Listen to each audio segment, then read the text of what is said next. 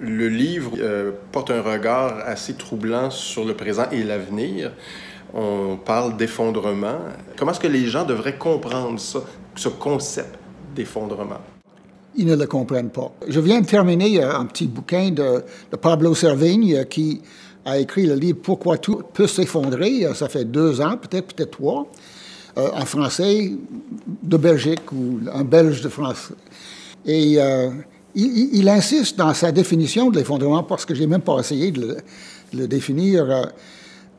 C'est un processus dans lequel la possibilité de se maintenir disparaît, puis il faut trouver les suites.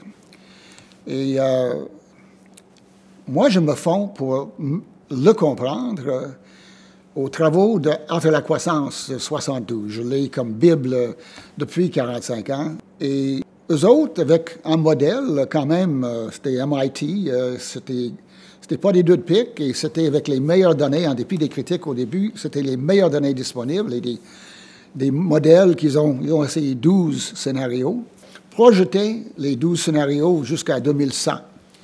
Mais le scénario de base, qui est le scénario de business as usual, est aussi le scénario qui s'avère le meilleur. Et aujourd'hui, les données sur 40 ans tombent direct sur les projections. Le graphique qui définit l'art de la croissance, c'est 5 paramètres qui évoluent, 4 qui montent et 1 qui descend, parce que c'est les ressources, surtout énergie. Et vers 2025 et 2030, pour les plus tard, les 4 chutent. Et les auteurs disent, et moi je dis aussi, le modèle ne définit pas ce qui va se passer après la chute. Ils se rendent à la chute à un moment où le tout ne se tient plus. C'est là où je prétends que nous sommes dans le début de l'effondrement. Je crois que les migrations dont on parle de façon, je dirais, beaucoup trop facilement, sont un phénomène qui manifeste le contexte pour l'effondrement.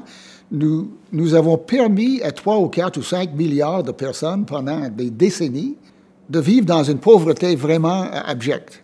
On peut être conscient d'un problème avec les migrations, sauf qu'il faut multiplier ça par 10 ou 100. Là. Il y a des dizaines de millions, centaines de millions, probablement des milliards qui voudraient déménager. Ils vont avoir de la difficulté en aussi grand nombre. Et ça n'a rien à voir avec les réfugiés climatiques. Là. Ça fait que je regarde ça et je dis, bon, l'effondrement, c'est une situation où tout s'écroule socialement. Mais plus facile, c'est l'effondrement qui se définit par les ressources, l'énergie. Et c'est là où les gens qui travaillent les changements climatiques mettent l'accent, avec raison. Sauf que, selon les projections du Club de Rome, les auteurs, pour les informaticiens des MIT, ils constatent que la première courbe, le premier des 5 paramètres qui se projettent à s'effondrer, à fléchir vers le bas, c'est la production industrielle. Et la production industrielle est 100% dépendante dans les pays riches de pétrole. Alors, on ajoute à cela le problème de pétrole qu'on peut définir à partir des agences internationales, pas besoin d'imaginer des chiffres. On associe ça à notre amour avec l'auto et on commence à voir un élément de ce qui s'en vient. Une absence de pétrole facile et bon marché et des autos en surnombre, en congestion permanente qu'on doit gérer en termes d'image de l'avenir. Techniquement, ce que j'ai bien compris, c'est que c'est déjà en marche, c'est-à-dire on ne pourra pas éviter un effondrement. Non, on ne peut pas l'éviter. Ce que j'essaie de faire un peu différemment, c'est d'insister sur ce que ça comporte pour nos vies ici au Québec, qui va beaucoup plus loin que les autres parce que notre empreinte empreinte écologique, est 3 fois trop importante.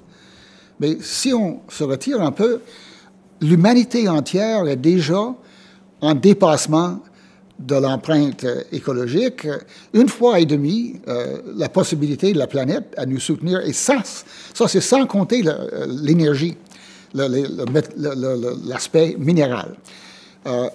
Et quand on fait introduire ça dans l'équation, on est vraiment devant un enjeu. Déjà avec 5-6 milliards, 4-5-6 milliards de personnes en pauvreté versus 1 milliard en riches, on est en dépassement.